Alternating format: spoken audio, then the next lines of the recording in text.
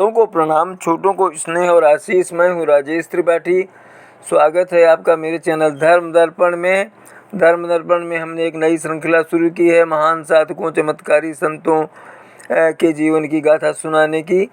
आज उस क्रम में महाराष्ट्र के महान संत नामदेव जी की गाथा हम आपको सुनाने जा रहे हैं। आपसे आग्रह है, हमारे चैनल को सब्सक्राइब कर लें, इसके वीडियो लाइक कर लें और अपने बंधु बांधवों में इनको साझा करें, शेयर करें।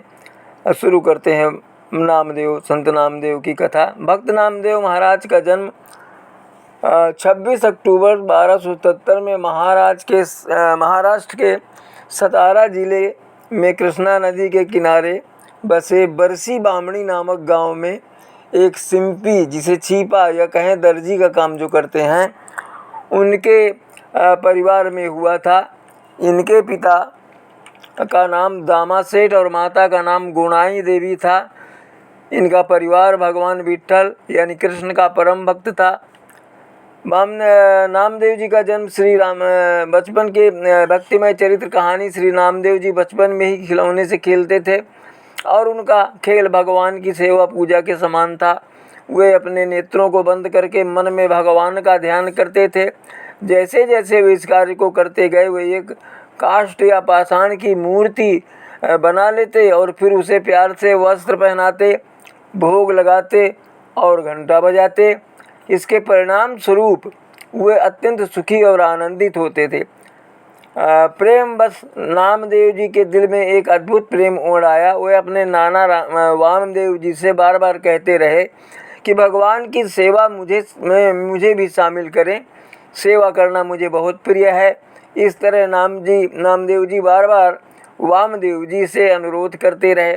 कुछ समय बाद वामदेव जी ने नामदेव जी से कहा कि वो एक गांव जाएंगे और 3 दिनों में वापस आएंगे।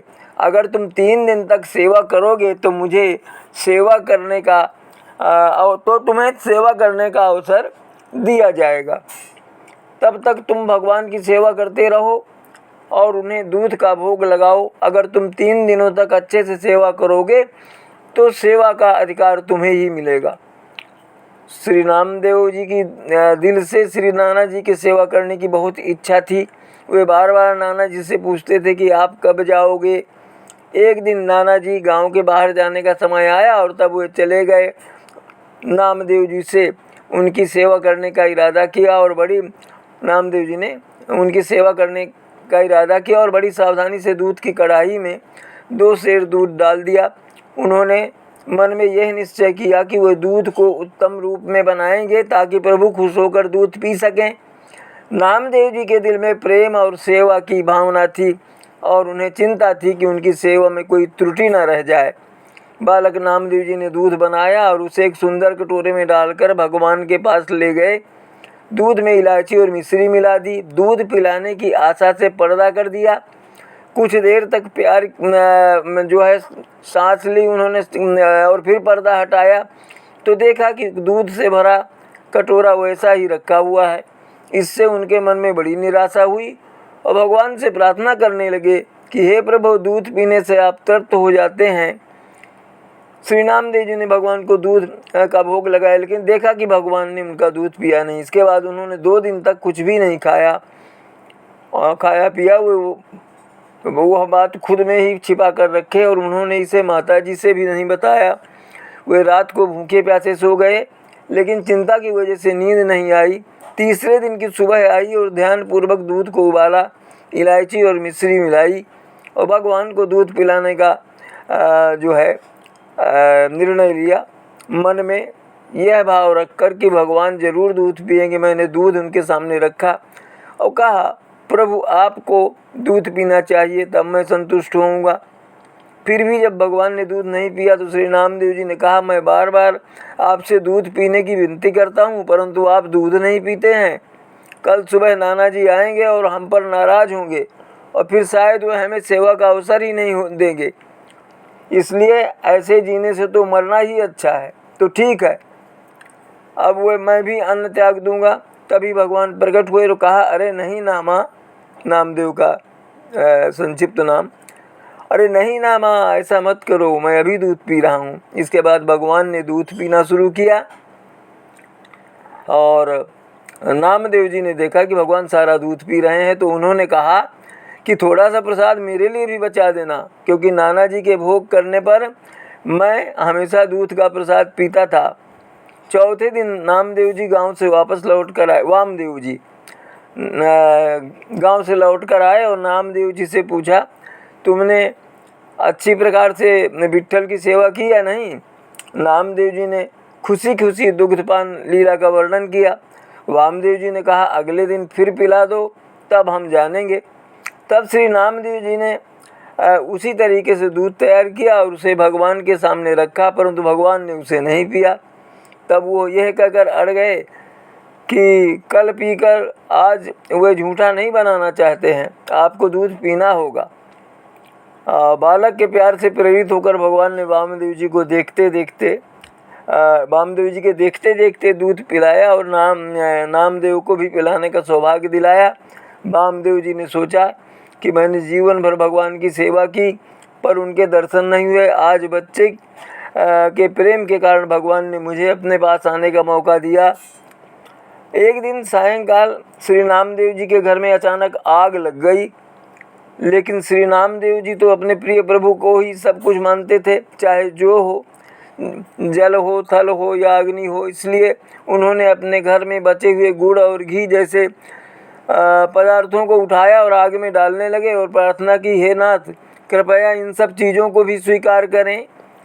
इस आदर्श भावना को देखकर भगवान ने प्रकट होकर हंसते हुए कहा, अत्यंत कोमल स्वर में कहा, मुझे श्याम सुंदर को तीक्ष्ण अग्नि की ज्वाला में भी तुम मुझे देख रहे हो नामा।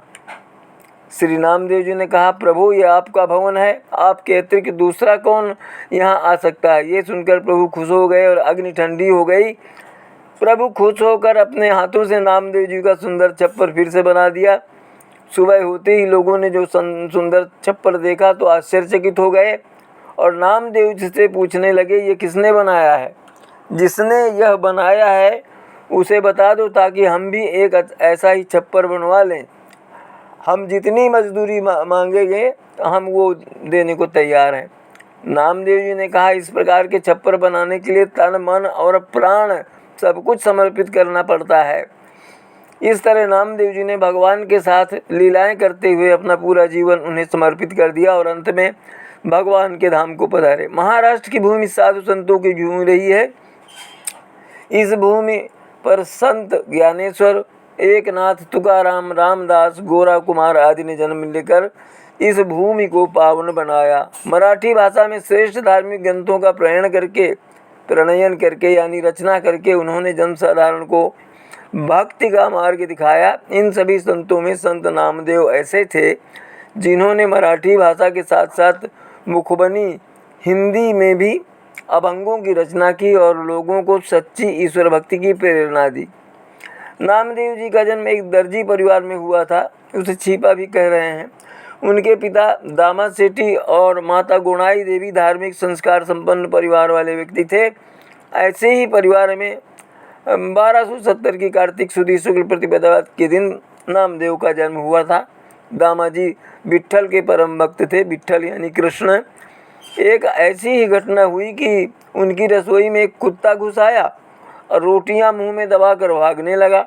बालक नामदेव उस कुत्ते के पीछे पीछे घी का बर्तन लेकर दौड़े और कुत्ते को पकड़कर उसे घी चुपड़ी रोटी खिलाई।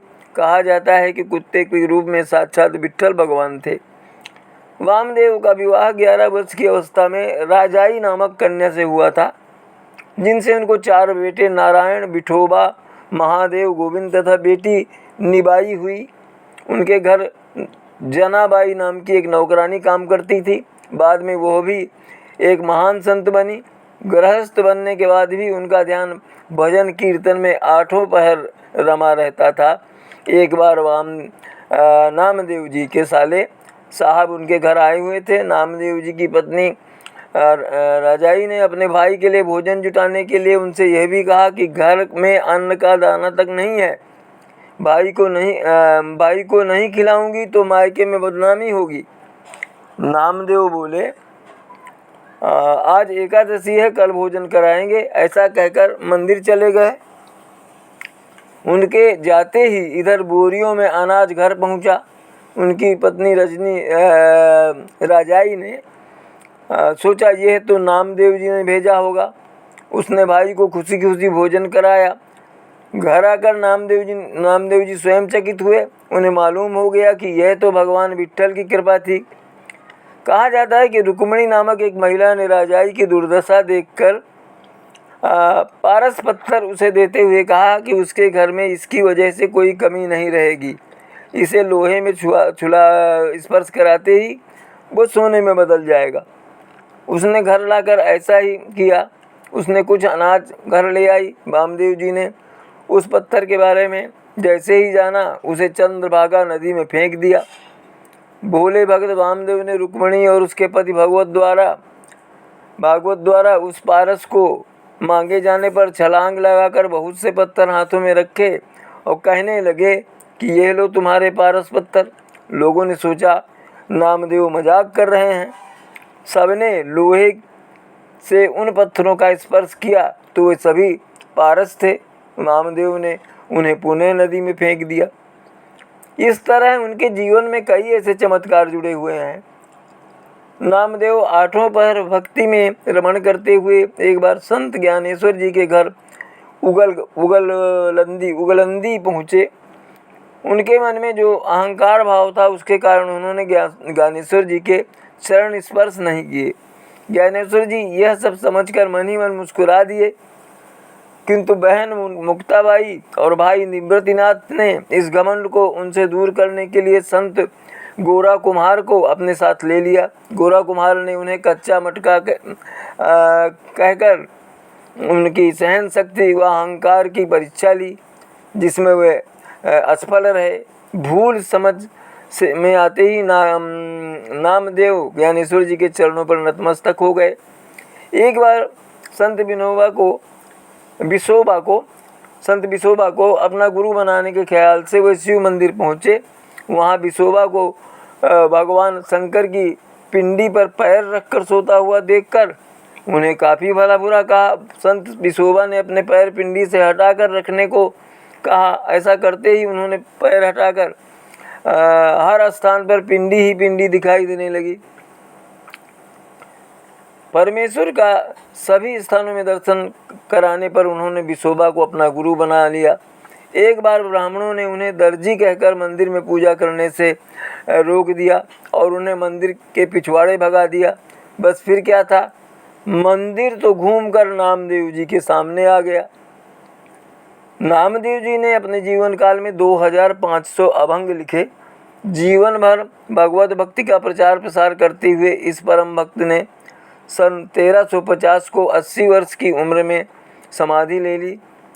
उनके भक्त पंजाब के गुरदासपुर ज़िले में भी मिलते हैं, जहां नामदेव जी के नाम से एक गुरुद्वारा भी बना है। इस संप्रदाय के कई लोग आज भी उनके अनुयायी हैं। नामदेव भारत के प्रसिद्ध संत थे।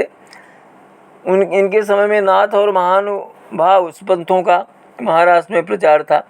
संत वामदेव ने विसोबा खेचर को गुरु के रूप में स्वीकार किया था। ये संत ज्ञानेश्वर के समकालीन थे और उम्र में उनसे 5 साल बड़े थे।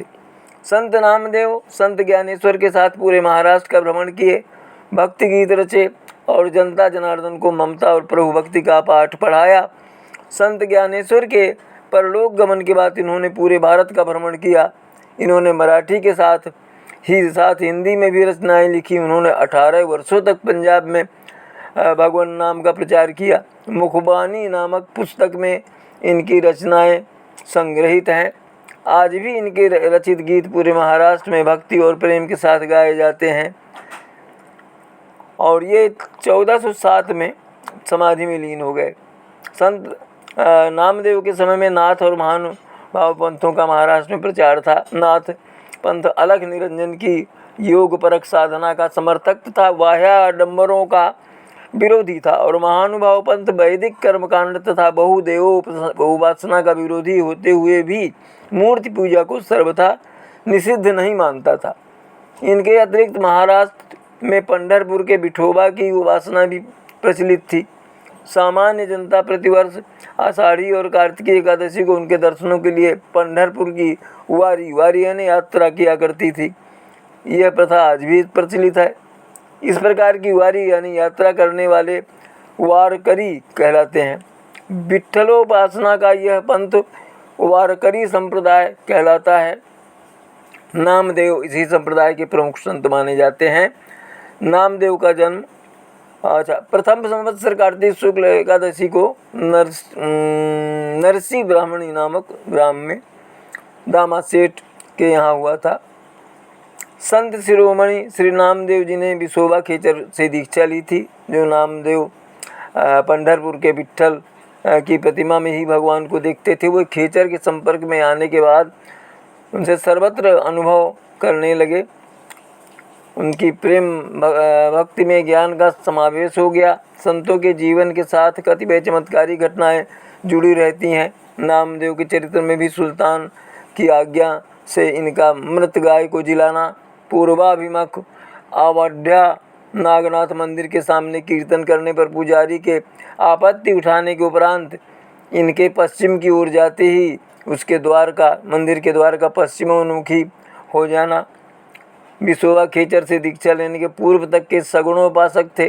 पंढरपुर के विट्ठल की उपासना किया करते थे। दीक्षा के उपरांत उनकी विट्ठल भक्ति सर्वव्यापक हो गई। महाराष्ट्रीय संत परंपरा के अनुसार इनकी निर्गुण भक्ति भी, जिसमें सगुण निर्गुण का कोई भेदभाव नहीं था। उन्होंने मराठी में कई 100 अभंग और हिंदी में 100 के लगभग पद रचे।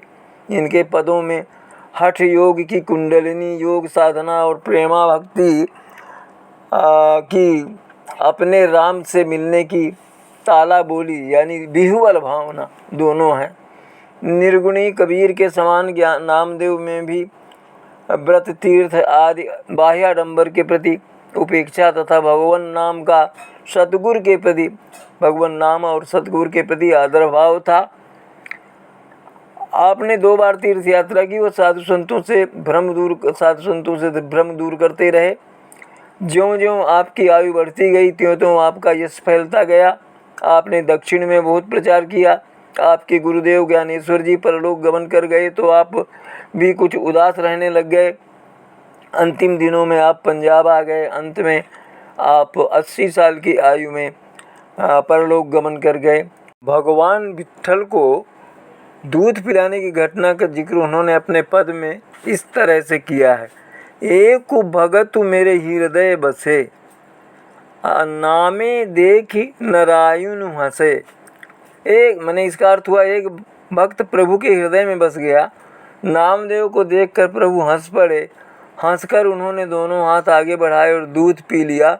दूध पीकर मूर्ति फिर वैसी ही पत्थर की हो गई। दूध पियाई भगतु घर गैया, नामे हरि का दर्शन भैया। दूध पिलाकर नामदेव जी घर चले गए।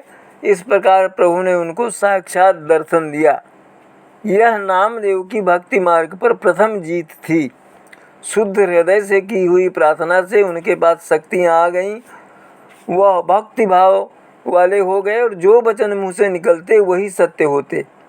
जब आपके पिताजी को यह ज्ञात हुआ कि आपने ठाकुर जी में जान डाल दी, वो दूध पिलाया, तो वो बहुत प्रसन्न हुए। उन्होंने समझा उनका कुल सफल हो गया।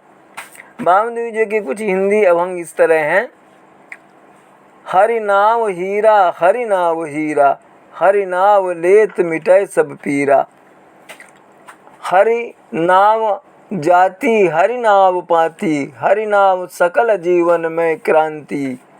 हरि नाम सकल सुखन की राशि, हरि नाम काटे जम की फांसी। हरि नाम सकल भुवन तत्सारा, हरि नाम नाम देव उतरे पारा। राम नाम खेती राम नाम बारी, हमरे धन बाबा बनवारी। या धन की देखऊ अधिकाई, तस्कर हरै न लागे काई। भक्त नामदेव जी इस तरह से अभंग रचते थे और भगवान का गुण गान करते थे, कीर्तन करते थे। और नामदेव जी जो हैं वो प्रभु के इसमें ही खोए रहते थे। उन्होंने जो है एक बार क्या हुआ कि संत ज्ञानेश्वर महाराज को एक बार नामदेव जी के संग की इच्छा हुई कि भाई उनके साथ कहीं जाएं यात्रा में। उन्होंने नामदेव जी को अपने साथ तीर्थ यात्रा पर चलने को कहा। नामदेव जी ने कहा कि आप पांडुरंग जी से आज्ञा दिला दें तो चलूँगा। भगवान ज्ञानेश्वर जी ने कहा, नामदेव मेरा बड़ा लाडला है, मैं उसे अपने से क्षण भर के लिए नहीं दूर कर सकता, तुम ले जाओ पर इसको संभाल कर रखना, ये पांडुरंग जी ने कहा। इतना कहकर भगवान ने स्वयं ज्ञानेश्वर को रामदेव जी का हाथ पकड़ा दिया। रामदेव जी ज्ञानेश्वर महाराज के साथ भगवत चर्चा करते हुए यात्रा के लिए निकल गए, लेकिन उनका चित्त पांडुरंग के वियोग से व्याकुल था। ज्ञानेश्वर जी ने भगवान की सर्वव्यापकता बताते हुए कि भगवान तो सब जगह हैं समझाना चाहा तो वे बोले, आपकी बात तो ठीक है, किंतु पांडुलिक के पास खड़े पांडुरंग को देखे बिना मुझे चैन नहीं पड़ता। उनके इस अनन्य भाव को देखकर ज्ञानेश्वर जी बड़े प्रसन्न हुए। एक बार ज्ञानेश्वर महाराज के पूछने पर नामदेव जी ने भजन के संबंध में कहा, मेरे भाग्य में ज्ञान कहाँ है, मुझे तो विट्ठल की कृपा का ही भरोसा है, मुझे तो नाम संकीर्तन ही प्रिय लगता है। समस्त विश्व में एकमात्र विट्ठल को देखना और हृदय में उनके चरणों का स्मरण करते हुए रहना ही उत्तम ध्यान है। मुख से उच्चारण किए जाते हुए नाम में मन को दृढ़तापूर्वक लगाकर तल्लीन हो जाना ही श्रवण है, यानी सुनना। भगवत चरणों का दृढ़ अनुसंधान है। सर्वभाव से एकमात्र विट्ठल का ही ध्यान, समस्त प्राणियों में उन्हीं का दर्शन, सब ओर से आसक्ति हटाकर उनका ही चिंतन भक्ति है। इस प्रकार तीर्थ यात्रा करते हुए मार्ग में बीकानेर के पास कौलायत गांव के पास में पहुंचकर दोनों को बड़ी प्यास लगी। पास में एक कुआं तो था पर वो सूख चुका था। ज्ञानेश्वर जी सिद्ध योगी थे, उन्होंने लघिमा सिद्धि से कुएं के भीतर जाकर जमीन में प्रवेश करके जल पिया और नामदेव जी के लिए जल ऊपर ले आए। नामदेव जी ने वो जल पीना स्वीकार नहीं किया। वे भगवान वो भावमग्न होकर कहने लगे, मेरे विट्ठल को क्या मेरी चिंता नहीं है जो मैं इस प्रकार जल पीऊँ। भगवत कृपा से कुआं जल से भर गया। नामदेव जी ने इस प्रकार जल पिया। कुछ दिनों में यात्रा पूर्ण करके संत ज्ञानेश्वर नामदेव जी पंढरपुर लौट आए। अपने हृदय धन पांडुरंग के दर्शन करके आनंद से भरकर कहने लगे, मेरे मन में भ्रम था इसलिए तो आपने मुझे भटकाया। आपके बिना अन्य देव की ओर मेरे चरण चलना नहीं चाहते हैं। मैं आपके सिवा कुछ नहीं जानता हूँ, परंतु आपने मुझ पर बड़ी कृपा की जो सर्वत्र मेरे लिए पंढरपुर कर दिया और याद करते मुझे दर्शन देते रहे। ज्ञानेश्वर महाराज की समाधि लेने पर नामदेव उत्तर भारत में गए। नामदेव का जीवन पंढरपुर में और उत्तरार्ध पंजाब आदि में भक्ति का प्रचार करते बीता। विसोबा से इन्हें पूर्व ज्ञान का बोध हुआ था। अंत में उन्हें ही वे गुरु मानते रहे। नामदेव प्रत्येक पदार्थ में केवल भगवान को ही देखते थे। उनकी स्थिति का उनके जीवन की अनेक घटनाओं से पता लगता है। एक बार वामदेव जी की कुटिया में आग लग गई और वे प्रेम में मस्त होकर दूसरी वस्तु भी अग्नि में फेंकते हुए कहने लगे, स्वामी आज तो आप लाल लाल लपटों का रूप धारण कर पधारे हैं, किंतु एक ही ओर क्यों? दूसरी ओर की इन वस्तुओं से क्या अपराध किया है, आप इन्हें भी स्वीकार करें। कुछ देर बाद आग बुझ गई। उनकी चिंता करने वाले विट्ठल स्वयं मजदूर बनकर पधारे और उन्होंने कुटिया बनाकर छा दी। तो तब से पांडुरंग ज्ञानदेव जी की जो है छा लेने वाले प्रसिद्ध हुए। माने जो उनका छप्पड़ छाते थे ऐसा। तो ये तो थी संत ज्ञानदेव की विचित्र कथा, जो जिनको भगवान विट्ठल ने स्वयं साक्षात दर्शन दिया था और भोग ग्रहण किया था हाथ से। ऐसे ही दूसरे किसी संत या साधक की कथा या राम कथा या धार्मिक किसी प्रसंग के साथ अगले वीडियो में आपसे भेंट होगी। तब तक के लिए नमस्कार, प्रणाम। आप सब परिवार स्वस्थ सानंद और सुरक्षित रहें, यही हमारी प्रार्थना और प्रभु से प्रार्थना और आप कामना है। आज यहीं तक, मिलते हैं अगले वीडियो में। तब तक के लिए नमस्कार, प्रणाम।